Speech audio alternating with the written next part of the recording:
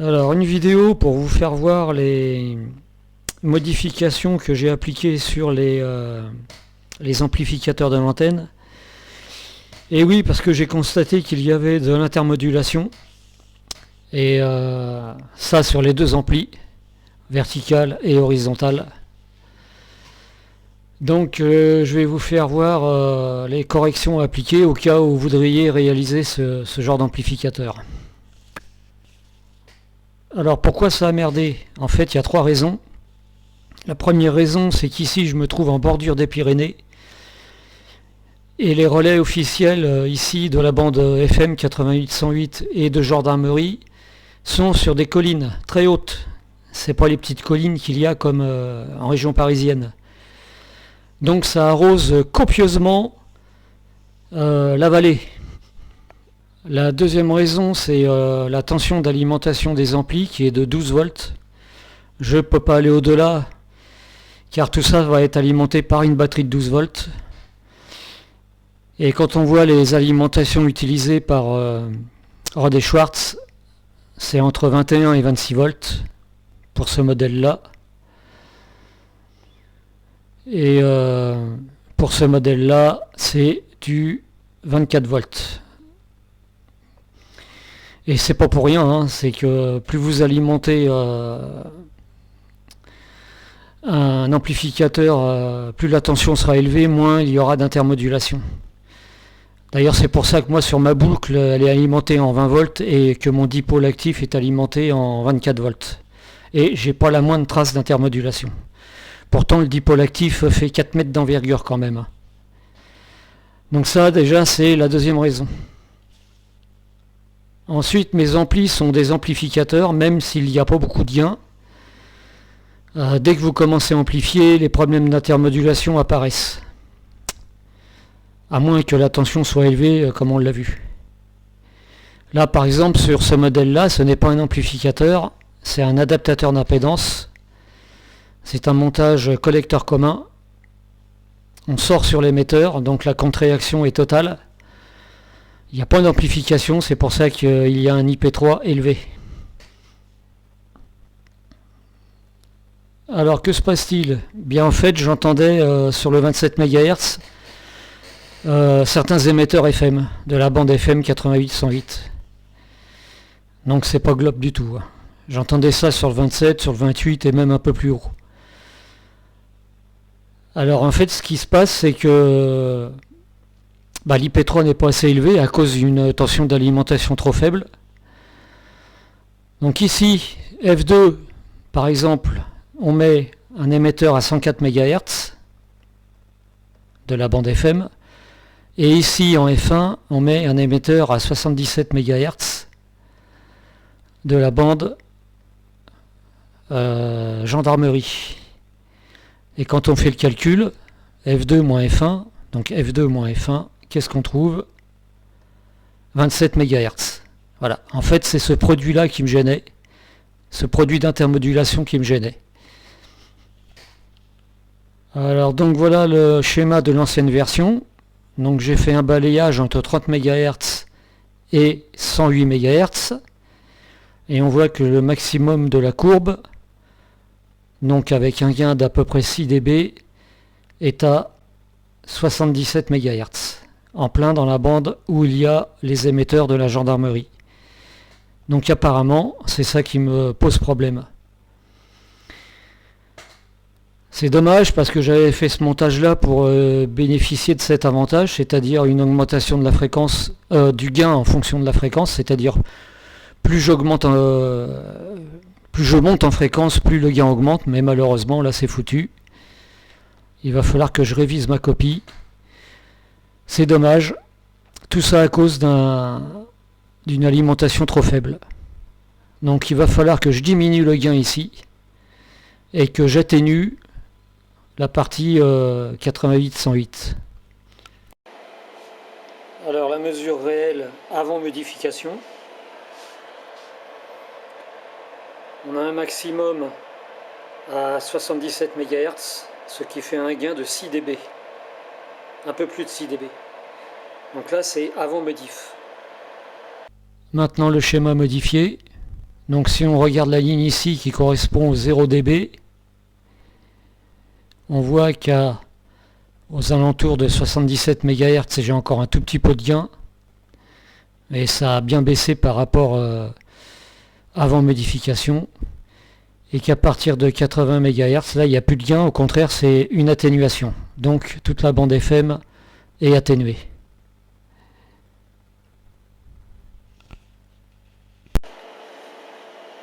Après modification, on rajoute des deux petites capacités qui sont ici et là.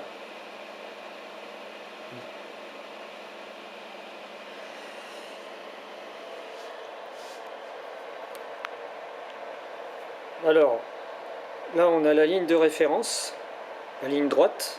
Tout ce qui est au-dessus c'est de l'amplification, tout ce qui est en dessous c'est de l'atténuation.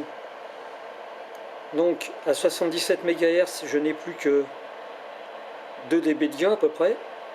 Par contre, la portion 88-108, là il y a atténuation, puisqu'on est en dessous de la ligne de référence. Donc là, après modification. Alors on va regarder les modifs dans le détail. Donc là c'est l'ancienne version. On a un courant de collecteur de 51 mA. Dans la version modifiée, le courant passe à 59,6 mA, courant collecteur. Donc déjà ça améliore la chose. Ensuite, ces deux résistances ici. Avant modif, c'était des 100 ohms, je les ai remplacés par 68 ohms. Là, avant modif, c'était 10K, résistance de 10K, je les ai remplacés par 4,7 kg. Cette résistance ici, avant modif, c'était 8,2 kg, je l'ai remplacé par une 4,7 kg. Ce qui fait que ça augmente le courant dans cette branche-là. Ça permet de stabiliser un peu mieux le point de repos. Ensuite, les capacités qui étaient en parallèle sur les résistances de 22, maintenant elles sont connectées comme ça, entre les bases de chaque transistor et la masse. C'est ça qui aplanit la courbe et qui m'atténue la bande 88-108 MHz. Alors il y a un truc que j'avais oublié dans la première version, c'est cette résistance de 10 mégoum, il faut absolument la mettre. Ça permet de complètement bloquer les diodes au point de vue courant continu. Là on voit que ces deux résistances là forment un pont résistif qui est alimenté en 12 volts. Donc ici sur ce point là on a 6 volts. Donc là l'anode de la diode à 6 volts, sa cathode à 12 volts, donc là elle est complètement bloquée. Celle-là, l'anode est à 0 et ici on est à 6 volts, cathode à 6 volts, donc cette diode aussi est complètement bloquée. Donc ne pas oublier de rajouter cette résistance. Ensuite j'ai fait une simulation de l'intermodulation. Donc là c'est avant modification, deux porteuses dans la bande FM à moins 41 dBm. On a l'intermodulation du troisième ordre à moins 138 dBm, celle du deuxième ordre à moins 142 dBm, ce qui fait une IP3 de 7 dBm et une IP2 de quasiment 60 dBm. Maintenant, après modification, alors évidemment les deux porteuses dans la bande FM ont baissé, c'est normal puisque j'ai aplani la courbe. Intermodulation du troisième ordre, moins 163 dBm, quasiment moins 164. Par contre là, deuxième ordre, ça a augmenté, moins 134. Bon, apparemment, c'est pas gênant. Ce qui a porté l'IP3 à quasiment 13 dBm et l'IP2 à 42,6, quasiment 42,6 dBm. Donc là, après modification, avant modification. Donc on a quand même gagné et c'est ce qui a permis de grandement améliorer les choses. Alors évidemment IP3 12 13 dBm, quasiment 13, ça paraît pas beaucoup, mais là on s'en fout puisque je vais pas recevoir dans cette portion là, je vais recevoir dans la portion décamétrique. C'est simplement pour vous faire voir que ça a amélioré quand même le circuit.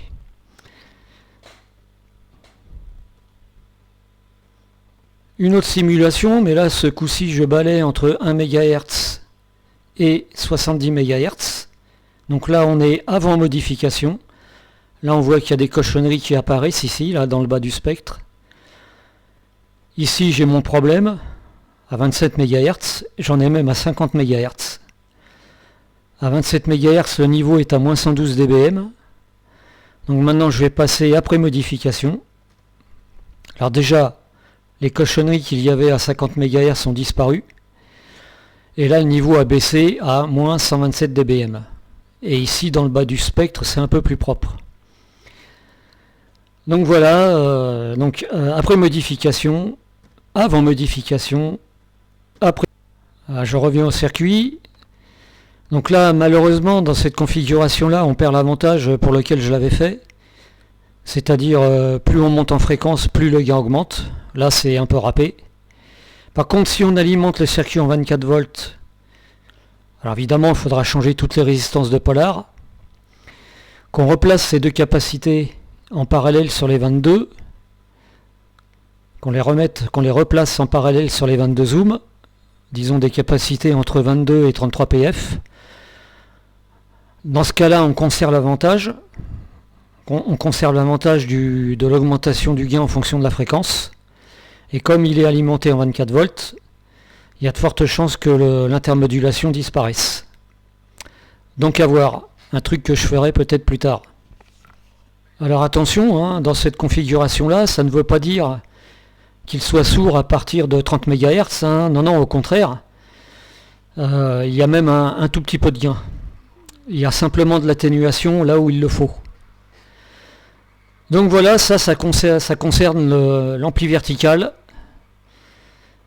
Donc nouveau modèle. Maintenant on va passer sur l'ampli horizontal, car j'avais aussi des problèmes sur l'ampli horizontal, mais là c'est pas de ma faute, c'est ce qu'on va voir. Alors sur l'ampli horizontal, j'ai de l'intermodulation qui apparaît sur les bandes basses à partir du 80 mètres et en dessous. Et ça vient du MMIC, BGA 6289. Alors j'ai fait confiance bêtement aux caractéristiques. Là c'est la courbe de l'IP3 et on voit que plus on descend en fréquence, meilleur c'est. Malgré tout, on voit que la courbe s'arrête ici. Enfin moi je leur ai fait confiance, j'ai extrapolé la courbe, je me suis dit normalement elle doit continuer à monter. Puisque cette portion-là, de 0 à cette portion-là, là c'est la bande décamétrique. Sauf que ça s'arrête. Ils font pas voir la courbe en dessous de cette fréquence-là. Et apparemment, l'IP3 doit se dégrader parce que j'ai des problèmes d'intermodulation. Sauf que là, on voit pas. La courbe s'arrête ici, on ne peut pas voir la courbe, disons, en dessous de 30 MHz. Donc voilà le problème. En fin de compte, ces circuits MMIC, c'est vraiment pas le top. Hein. Ça c'est bon à la limite en VHF, UHF, et encore, il faut pas trop le remettre dans la tronche parce que ça aime pas. J'ai vu une description d'une antenne active qui utilisait le même genre de MMIC, et les fameux GALI, là, je me rappelle plus exactement. Et il a les mêmes problèmes, s'il y a des problèmes d'intermodulation. Donc finalement, c'est pas une bonne idée, quoi. Mais enfin bon, il y a quand même moyen d'améliorer les choses. Alors sur quoi on peut agir? Eh bien tout simplement sur la tension d'alimentation du MMIC. Rappelez-vous, je vous avais dit que plus on augmentait la tension d'alimentation d'un amplificateur, moins il y avait de problèmes d'intermodulation. Donc je vais diminuer la valeur de cette résistance-là. Ça va augmenter le courant et ici ça va augmenter la tension. Mais attention, il ne faut pas faire n'importe quoi. Quand on revient aux caractéristiques du BGA 6289, il faut regarder dans les valeurs limites et on voit qu'il ne faut pas dépasser 6 volts pour la tension d'alim et 150 mA pour le courant. Donc si vous utilisez un autre type de MMIC, il faut bien regarder ces valeurs-là et il ne faut pas les dépasser. Moi dans mon cas, j'ai mis deux résistances de 120 ohms en parallèle. Ça m'a augmenté le courant et la tension. Mais attention, Là, le problème, c'est que là, le circuit va chauffer. Donc il faut vraiment bien faire attention à ça. Il faut faire un système d'évacuation de chaleur performant. Sinon, ça crame. Maintenant, je vais vérifier ça par simulation. Donc malheureusement, j'ai pas pu trouver le modèle du BGA 6289. Je me suis rabattu sur un MSA 0686. Celui-là, j'ai trouvé le modèle, mais en fait, ces circuits-là sont toujours basés sur le même principe. Donc, on va regarder déjà si les caractéristiques sont correctes par simulation. Donc là, je vais me mettre à 100 MHz. Donc voilà. Je suis donc à 100 MHz. Donc là, je simule le petit MMIC, le MSA 0686. Donc à 100 MHz, je trouve un gain de 19,9 dB, c'est-à-dire 20 dB, quoi. Donc voyons voir ce que ça donne sur ces caractéristiques. Qu'est-ce qu'ils donnent, eux? Ils donnent un gain de 20 dB. Donc déjà, le modèle est correct. Puisque là, donc j'ai un gain de 20 dB et en simulation, j'ai 19,9. Donc c'est 20 dB, quoi. Maintenant, au point de vue IP3, il donne 14,5 dB M. IP3, 14,5 dBm. On va vérifier maintenant ce que ça donne en simulation. Donc voilà la simulation.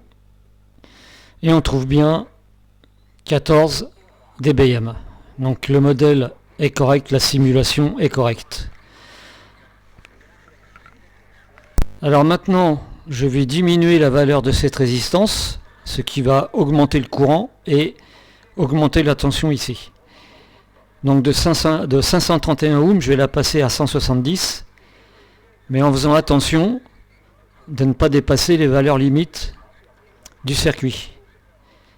Alors concrètement, qu'est-ce que ça donne après cette modif? Donc là, je suis avec la résistance de 531 ohms, donc 14 dBm, et avec la résistance de 170 ohms, ah là c'est autre chose, on passe tout de suite quasiment à 25 dBm.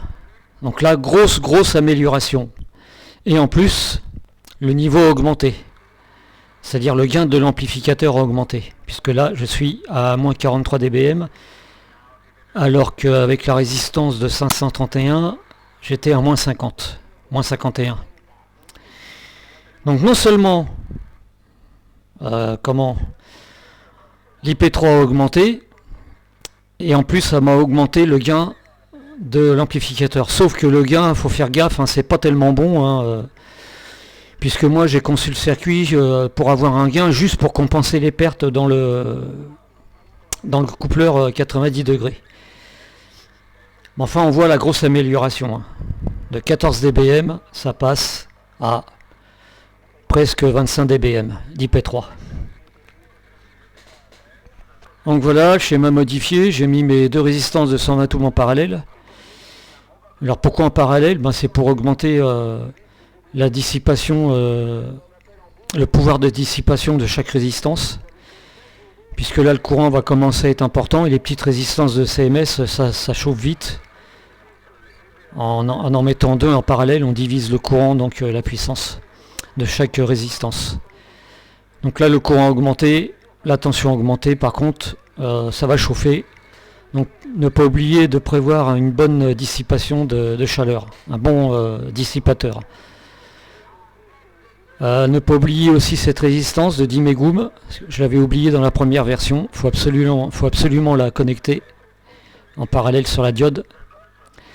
Et si vous constatez encore des problèmes d'intermodulation, il faut augmenter la valeur de cette résistance pour éviter que le circuit soit saturé. Mais il faut conserver quand même à peu près 4 dB de gain pour compenser les pertes dans le coupleur le coupleur 90 degrés. Voilà. Schéma de l'ampli vertical avec ses modifications. J'ai changé l'éclateur à gaz. J'ai pris ce modèle-là qui éclate à 60 volts alors que l'autre éclatait à 75 volts. La petite inductance ici de 1 mH, en fait, elle se trouve ici.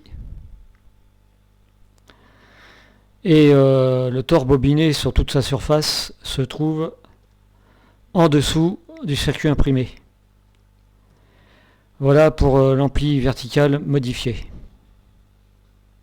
Là, c'est l'ampli horizontal avec ses modifs.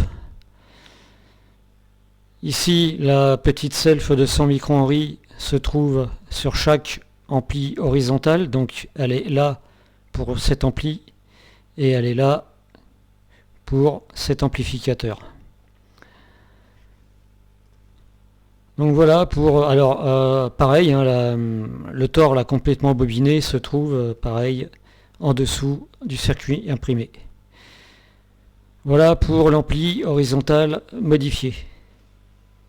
Alors en ce qui concerne la longueur des brins d'antenne connectés aux bornes, moi j'ai mis des brins de 1,40 m, même pour la partie verticale. Parce que si vous mettez des brins plus grands, il y aura risque de saturation. Les amplis que j'ai conçus ne sont pas prévus pour mettre des brins de 2 mètres, par exemple. Il ne faut pas oublier que le circuit est alimenté seulement aux 12 volts. Donc moi j'ai mis 1,40 m et ça suffit largement. Bien, maintenant on va passer aux essais réels pour voir la forte diminution de l'intermodulation. Il y a des essais aussi de polarisation verticale horizontale.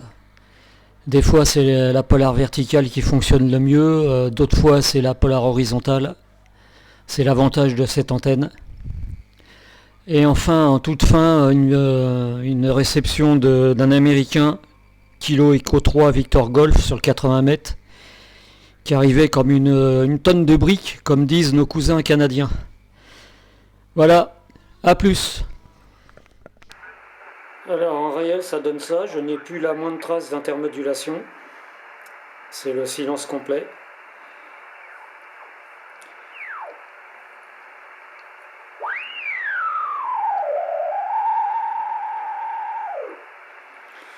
Plus de traces d'émetteur FM. Je peux même me permettre d'enclencher un préampli. Et on voit que le S-mètre ne décolle même pas. En général, quand vous avez des antennes actives mal fagotées, dès que vous enclenchez le préampli, le bruit du préampli fait décoller le S-mètre. Là, ça décolle pas du tout. C'est signe que l'ampli a un très faible bruit. Bref, en tout cas, il n'y a plus d'intermodulation.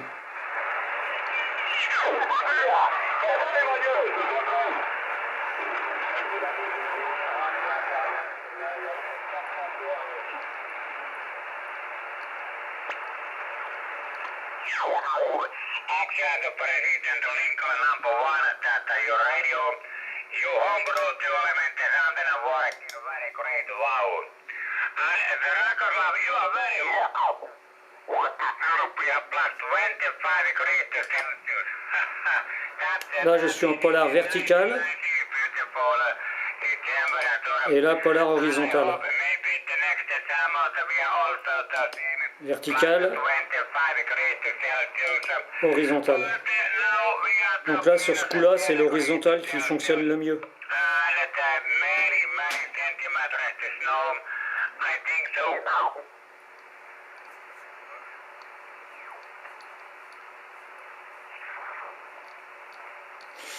Bon, il n'y a pas beaucoup de propagation, mais on voit qu'il n'y a plus de traces d'intermodulation.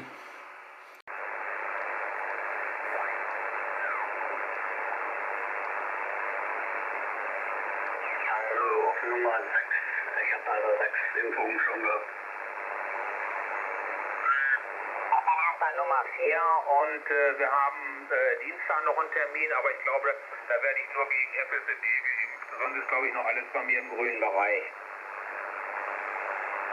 Und ich bin bei Nummer 3 und das lasse ich auch erstmal, wenn nicht nochmal Gravierendes passiert. Ja, man hört ja viele Gerüchte noch, je mehr den Covid-Impfstoff in deinem Körper ist, desto kränker wird. meiner Station gut super geht, bin ich nicht ausgestattet.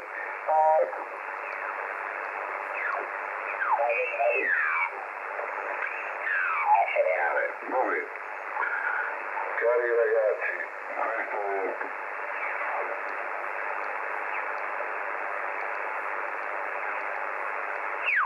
questo sinceramente non me penso per noi. Wat er wijn zit, ja, maar staat zo door in het ticket. Alleen, ik ben net met voor de voetzaak, achter de watje gezet in twee. Die wist 10 jaar stempel de keuze.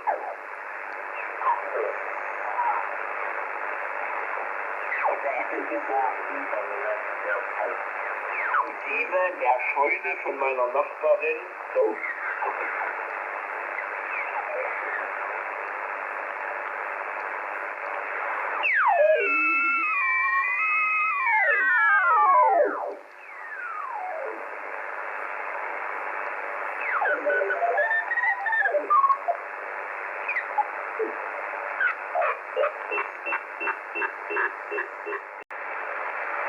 CQ Top End, CQ Denmark, Japan 9, United Norway.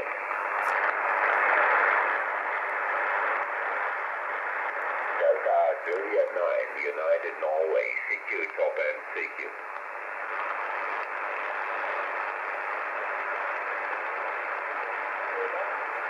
Calling CQ Top End, CQ Denmark, Japan 9, United Norway.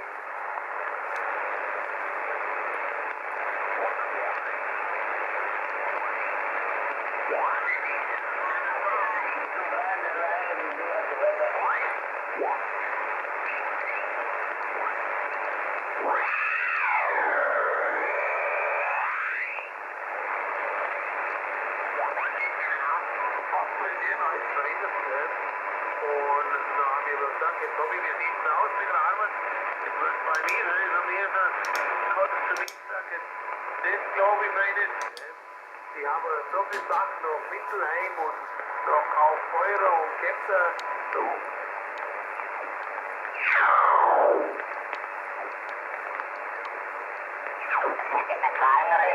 Radio, wo man ein bisschen Basic programmieren konnte und dann mit der Akustikkoppler noch das ganze Tonband auslösen.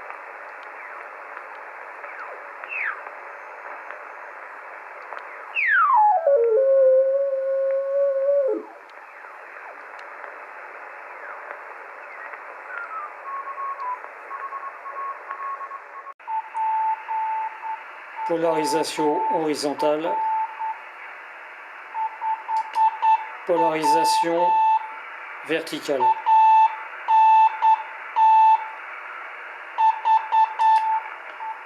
Horizontale, verticale.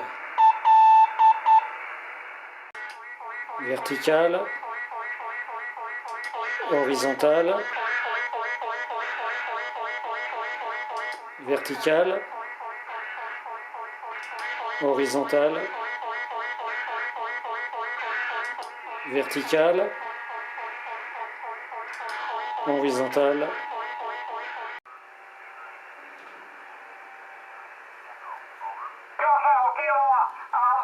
Donc là, polar horizontale, polar verticale, horizontale, verticale, horizontale.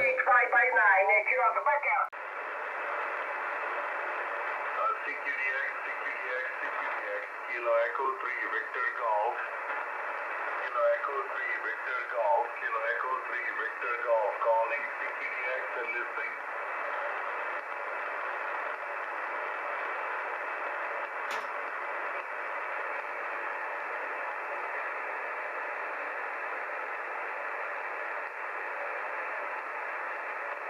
CQDX, CQDX, CQDX, CQDX, CQDX, CQDX.